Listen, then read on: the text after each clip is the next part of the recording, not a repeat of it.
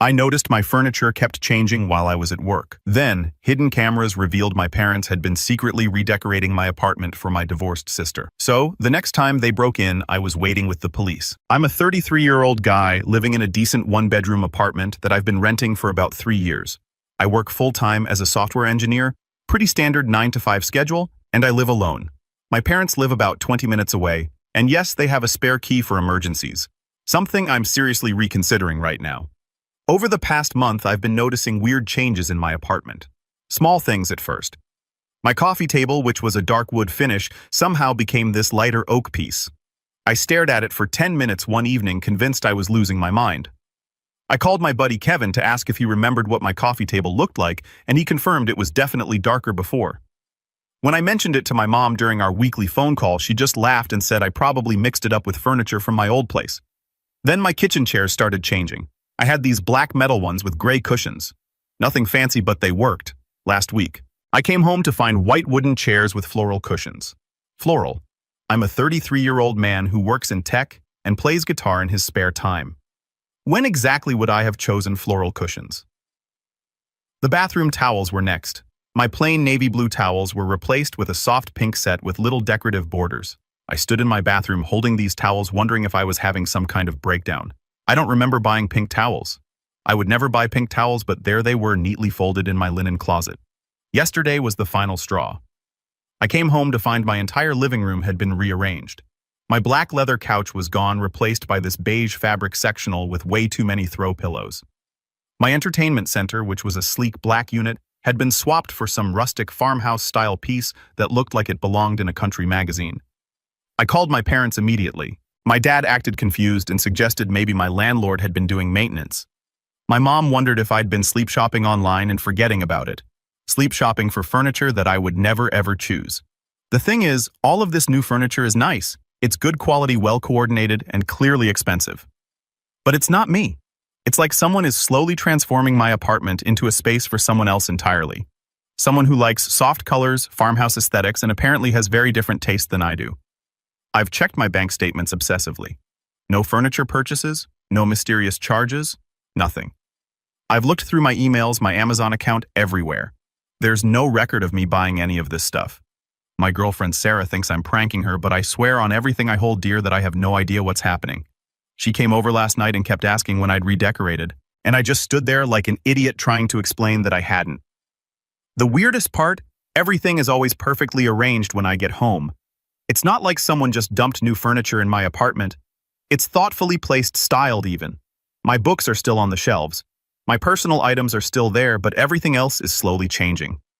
I'm starting to wonder if I need to see a doctor. Memory issues run in my family, and maybe I'm having some kind of early onset something.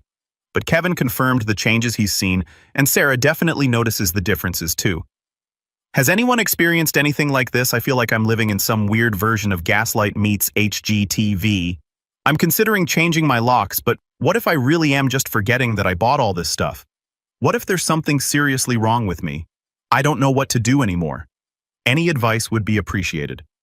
Update 1. Holy, you guys were right about the cameras. First off, thank you to everyone who suggested I install security cameras instead of immediately assuming I was having a mental breakdown. Special thanks to the user who recommended the discreet ones that look like phone chargers. Those were perfect.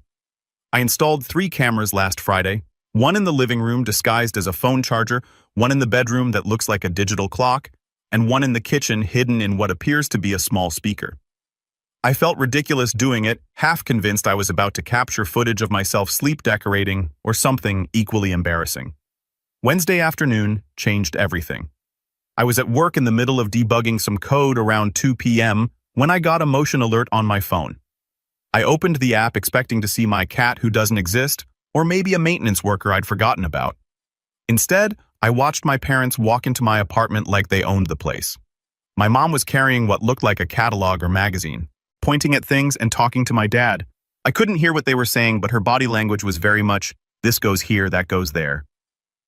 My dad was taking measurements of my current bookshelf with an actual tape measure. They spent 45 minutes in my apartment. 45 minutes. They went through every room. My mom taking photos of various items with her phone, my dad writing things down in a notebook. At one point, my mom sat on my couch, the new beige one, and spread out what I now realize were fabric samples across the coffee table. I saved all the footage and confronted them. That evening, showed up at their house with my laptop ready for answers. The conversation that followed was surreal. When I played the video, my mom's first reaction wasn't shame or surprise. It was annoyance that I'd spied on them. My dad asked how much the cameras cost because they looked pretty professional.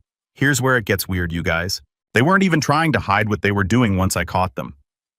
My mom explained it like she was describing a perfectly normal family activity. Apparently, my sister Jessica is moving back to town in 2 months after her divorce, and she's going to be staying with me for a while until she gets back on her feet. I repeat, my sister is moving in with me. News to me. According to my parents, they've been gradually replacing my bachelor pad furniture with things that would be more suitable for a woman and create a welcoming environment for Jessica during her difficult transition. My mom said my black leather couch was too masculine and the new sectional would be better for sister bonding time. When I pointed out that I never agreed to Jessica moving in, my mom looked at me like I'd said something absurd. She's your sister, James. Family helps family. You have a 1-bedroom apartment and she needs a place to stay. It's perfect. I explained that no. It's not perfect because it's my apartment and I never agreed to share it with anyone. My dad jumped in with statistics about how expensive rent is and how Jessica's ex-husband left her in a difficult financial situation. My mom added that Jessica has always admired my apartment's potential and has such good taste that she could really help me fix the place up. The most infuriating part, they acted like they were doing me a favor. My mom kept saying things like, Jessica will help with groceries, and you'll love having family around again, and it'll be just like when you were kids sharing a room. I asked about the money. The furniture they've been swapping isn't cheap. My dad casually mentioned that they've been investing in Jessica's future and wanted to make sure she had nice things around her during her recovery. They've apparently spent thousands of dollars on this redecorating project. When I told him Jessica couldn't move in, that I hadn't agreed to it, and that they needed to return my original furniture, my mom started crying. Actual tears. She said I was being selfish and abandoning family when Jessica needed support the most. My dad said he was disappointed in how I was handling the situation and that a real man would step up for his sister. I left without resolving anything, but I made 2 things very clear. Jessica is not moving into my apartment, and they are never to enter my space again without permission. I'm changing the locks. This weekend. But here's what's eating at me. Has anyone talked to Jessica about this plan? I haven't spoken to her since Christmas, and back then she mentioned she was staying with a friend after the divorce. Does she even know about this furniture swap operation? Does she expect to move in with me? I'm planning to call her this weekend after I get the locks changed. This whole situation is insane, but I need to know if she's in on it or if she's as clueless as I was. More updates to follow. I'm sure. Update 2-3 months later. Locks changed, boundaries set, and my parents are not handling it well. It's been 3 months since I caught my parents in their redecorating scheme, and I figured it was time for an update since several people have been messaging me asking how things turned out. First, the immediate aftermath. I changed the locks that same weekend and didn't give my parents a new key. This caused what my mother described as the worst betrayal in family history. She called me 17 times that first day. 17.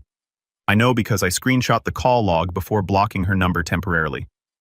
My dad showed up at my apartment the following Tuesday with a locksmith, apparently convinced he could just have the locks changed back. The locksmith, to his credit, asked to see my lease and ID before doing anything. When my dad couldn't provide proof, he lived there, the guy left. Dad spent another hour sitting in his car outside my building, calling my work phone and leaving increasingly frustrated voicemails. The furniture situation became a whole other nightmare.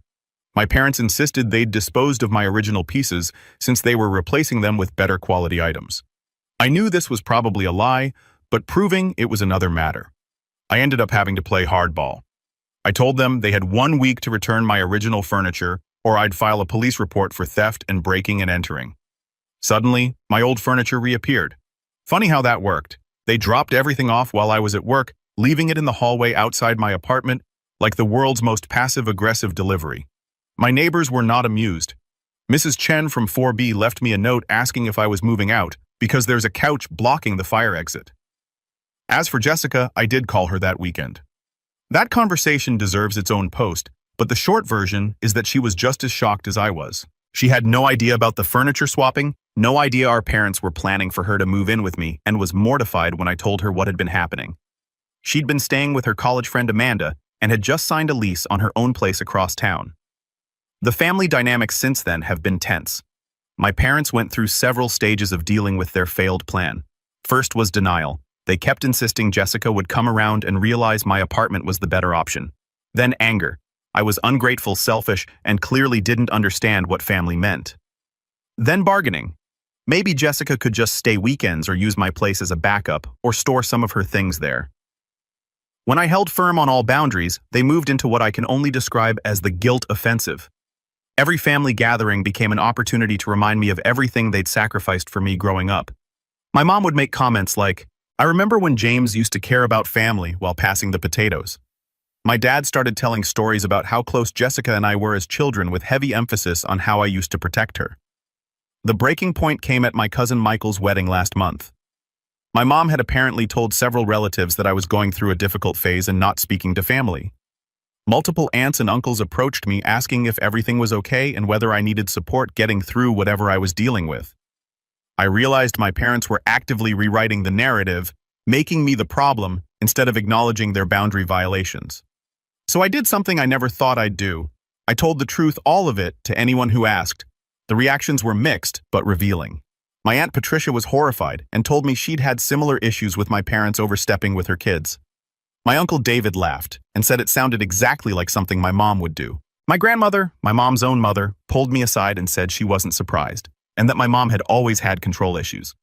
But the most surprising reaction came from my cousin Sarah, who told me she'd always felt bad for me growing up because she could see how differently my parents treated Jessica and me. She said the whole family had noticed, but no one said anything because it wasn't their place. Learning that other people had observed this pattern for years was both validating and infuriating. It confirmed that I wasn't imagining the favoritism, but it also made me wonder why no one had ever spoken up. My parents are now in the sulking phase. They attend family events but barely speak to me beyond polite greetings. My mom makes a point of asking everyone except me how they're doing. My dad talks about sports with other family members while pointedly ignoring me. Jessica and I, on the other hand, have actually started talking more. She's been great about backing me up when our parents tried to relitigate the apartment situation. She's also shared some of her own stories about their interference in her life, which has been eye-opening. The furniture in my apartment is back to my original setup, plus a few new pieces I've actually chosen myself. My black leather couch has never looked better to me. I've kept the security cameras because, trust but verify right, I don't regret standing my ground, but I won't lie. It's been emotionally exhausting. 33 years of family dynamics don't change overnight. And sometimes I catch myself wondering if I should have just gone along with their plan to keep the peace. But then I remember coming home to find my living room completely rearranged without my permission. And I know I made the right choice. Boundaries aren't negotiable, even with family. Especially with family. Update 3. 6 months later, the conversation that changed everything. I wasn't planning to post another update, but something happened last week that completely shifted my understanding of this whole situation. I think you guys need to hear this. Jessica called me last Sunday evening, which wasn't unusual. We'd been talking more regularly since the furniture incident, but something in her voice was different. She sounded tired and frustrated in a way that reminded me of how I'd felt during those weeks when I thought I was losing my mind. "James," she said, "I need to ask you something, and I need you to be completely honest with me." She went on to tell me about her new apartment. She'd been living there for about 4 months now, and strange things had been happening. Small things at first, her bathroom towels replaced with different ones, kitchen items swapped out for better versions. Her throw pillows changed to ones that coordinated better with her couch. Sound familiar? Jessica had been experiencing the exact same thing I had, but she'd been attributing it to stress from her divorce and maybe mixing up her belongings during the move. Our parents had a key to her place for emergencies, just like they'd had with mine. But last week she came home early from work with a migraine and caught Mom in her apartment rearranging her bookshelf and swapping out picture frames. She had this whole explanation ready. Jessica told me said she was helping me create a more positive environment and that some of my things were reminders of negative experiences that I should move past. The conversation that followed between Jessica and our parents was apparently even more revealing than mine had been. When Jessica demanded to know what gave them the right to change her belongings, Mom launched into a detailed explanation of how she'd been managing the family's living situations for years. Here's the part that made my blood run cold. This wasn't new behavior. According to our mother, she'd been doing this for years with both of us, and we just never noticed before. She told Jessica about times she'd swapped out my college dorm decorations because they were too juvenile. She talked about changing Jessica's apartment setup when she was first married because it didn't flow well for entertaining. She mentioned updating both our wardrobes over the years by taking clothes that were unflattering and replacing them with better options. Jessica and I spent 3 hours on the phone that night comparing experiences. Remember how I sometimes couldn't find favorite shirts or jackets? Remember how Jessica's apartment always seemed to have different accessories whenever I visited? We'd both attributed these things to normal forgetfulness or misplacing items. Our mother had been orchestrating our living spaces for years so gradually and confidently that we'd never questioned it. The furniture swap at my place wasn't an isolated incident of overreach. It was the natural escalation of a pattern that had been going on since we were teenagers. The only reason we noticed this time was because she'd gotten too ambitious, changing too much too quickly. Jessica said, "I don't think the plan was ever really for me to move in with you." She'd been thinking about it since catching Mom in her apartment, and she had a theory. Our parents had been using the idea of Jessica moving in with me as cover for their real goal, completely redecorating both our apartments according to Mom's vision. Jessica thought they would have kept the temporary stay going just long enough to finish both places, then come up with some reason why Jessica needed to move back to her own apartment. It would have been the perfect scheme. They'd have 2 perfectly decorated apartments that met their standards, and we'd have been so focused on the supposed living arrangement that we wouldn't have questioned the gradual changes to our spaces. The more we talked, the more we realized how deep this went. Our mother had opinions about everything in our lives, our clothes, our furniture, our food choices, even our friends. And she'd been acting on those opinions for years, just subtly enough that we'd adapted without realizing what was happening. Jessica made a decision that night. She called our parents and told them she was changing her locks too. She also demanded they return anything they'd taken from her apartment and provide a list of everything they'd changed over the years. The reaction was explosive. Dad called me the next morning, furious that I had poisoned Jessica against them and turned her paranoid.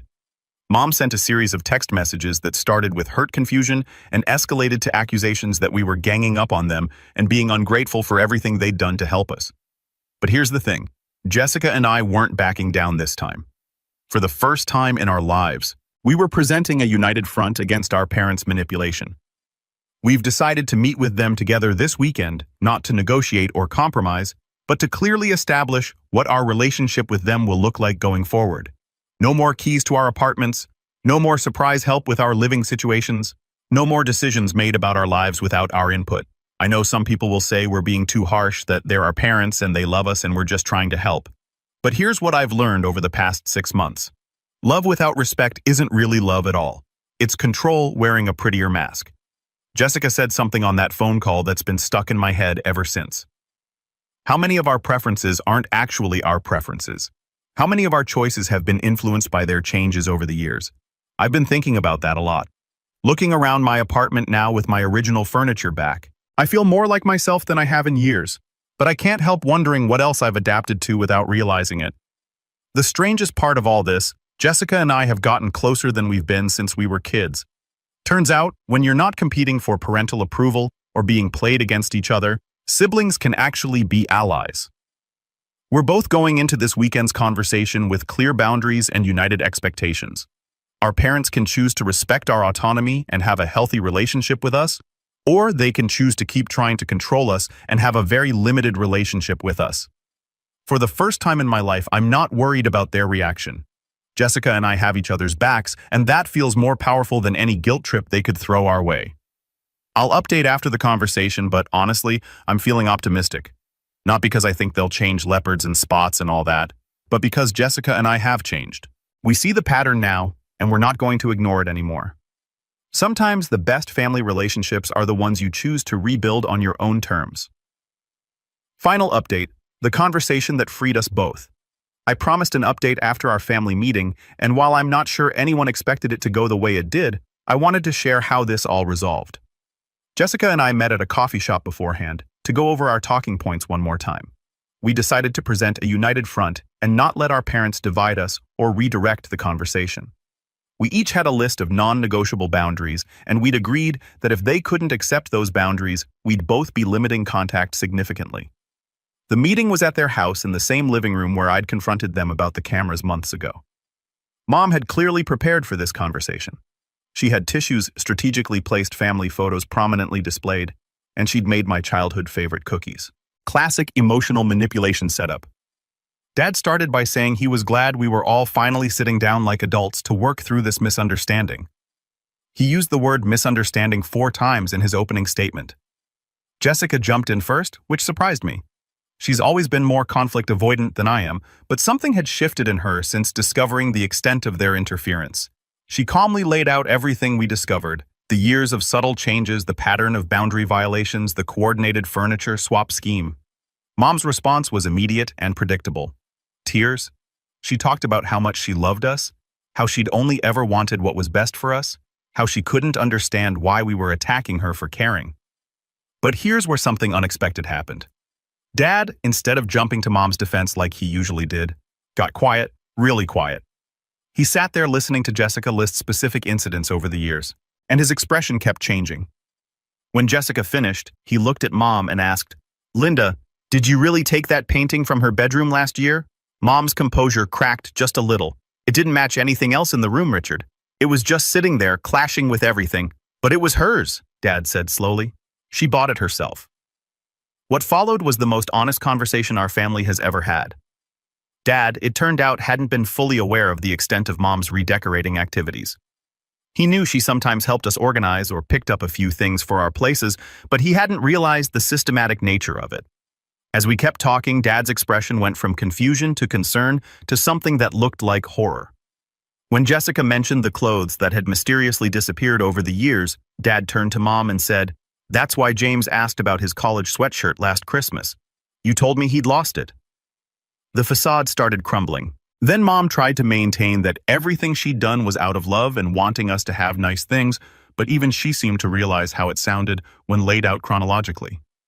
Then Dad asked the question that changed everything. "Linda, how would you feel if your mother had been doing this to you?" The silence that followed was deafening. Mom's relationship with her own mother had been strained for years, partly because Grandma had a habit of criticizing Mom's choices and trying to fix things in Mom's house when she visited. "That's completely different," Mom said, but her voice lacked conviction. How Dad asked, "How is it different?" Jessica and I just sat there watching our father realize that his wife had been systematically violating their adult children's autonomy for years. It was like watching someone solve a puzzle in real time. The conversation that followed wasn't easy, but it was real. Dad listened to our boundaries and agreed to them immediately. Mom took longer to come around, but when Dad started backing us up, her resistance finally broke down. She did apologize. Eventually, not the performative apology she tried earlier, but a real one where she acknowledged that she'd been wrong and that our feelings about it were valid. We've established new rules. No keys to our apartments, no entering our spaces without explicit permission, no taking or changing our belongings without asking, and no making plans for our lives without including us in the decision-making. It's been 2 months since that conversation, and things have been different, better, mostly. Mom still has moments where she starts to offer unsolicited advice about our decorating choices or lifestyle decisions, but Dad has gotten really good at redirecting her. "Linda, they didn't ask for suggestions" has become his catchphrase. Jessica and I have stayed close through all of this. We text regularly, hang out without our parents, and have built our own relationships separate from family dynamics. It's weird having a sister who's actually on my team for the first time in our adult lives. The funniest part of all this, my apartment has never felt more like home. I've added some new pieces over the past few months, things I actually chose that actually reflect my taste. Every time I look at my black leather couch or my dark wood coffee table, I'm reminded that I have control over my own space. Jessica has been redecorating her place too deliberately, choosing things that Mom would probably hate. She bought this amazing abstract painting that's full of bold colors and weird shapes. Mom hasn't said anything about it, but I caught her looking at it with this pained expression during their last visit. Some of you have asked whether I think our parents will really change long-term, and honestly, I don't know. Mom still has controlling tendencies, and old habits die hard. But the difference now is that Jessica and I are watching for it. We have each other's backs, and we're not afraid to call it out. Dad has actually become an unexpected ally in all this. He started noticing Mom's controlling behaviors in other contexts and gently redirecting her. It's like he finally sees the pattern he'd been missing for years. Looking back, I think the furniture swap scheme was actually the best thing that could have happened to us. If Mom had stuck to her gradual approach, we might never have realized what was going on. But she got greedy, made too big a move too fast, and accidentally exposed years of boundary violations. The relationship with our parents isn't perfect now, but it's honest. We're all adults choosing to be in each other's lives on terms we've agreed to, rather than operating under some inherited family dynamic that none of us really examined. And honestly, I like them better this way. When Mom offers decorating advice, now she asks permission first. When Dad wants to help with something, he checks if I actually want help. It's a small change, but it makes all the difference. Jessica and I have talked about writing a book. How our mother's interior design obsession accidentally taught us about boundaries. We probably won't actually do it, but the title makes us laugh. For anyone dealing with similar family boundary issues, here's what I learned. Sometimes, you have to risk the relationship to save it. Standing up to your family is scary, especially when you've been conditioned to avoid conflict. But the alternative, living your entire life according to someone else's preferences, is scarier. Also, having allies makes everything easier. If Jessica and I had tried to handle this separately, our parents probably would have been able to divide and conquer us. But presenting a united front made it impossible for them to play us against each other. My apartment is finally completely mine. The security cameras are gone. I don't need them anymore. My locks are changed and staying that way. And every piece of furniture in this place is something I chose, something that reflects who I am rather than who someone else thinks I should be. It's a small victory in the grand scheme of things, but it feels huge to me. I'm 33 years old, and for the first time in my life, I feel like I have complete autonomy over my own space and my black leather couch. Still the most comfortable place in the world to watch Netflix on a Sunday afternoon. Thanks to everyone who followed this journey and offered support along the way. Sometimes you need strangers on the internet to confirm that yes, your situation is as weird as you think it is, and no, you're not overreacting. Family is complicated, but boundaries make everything simpler.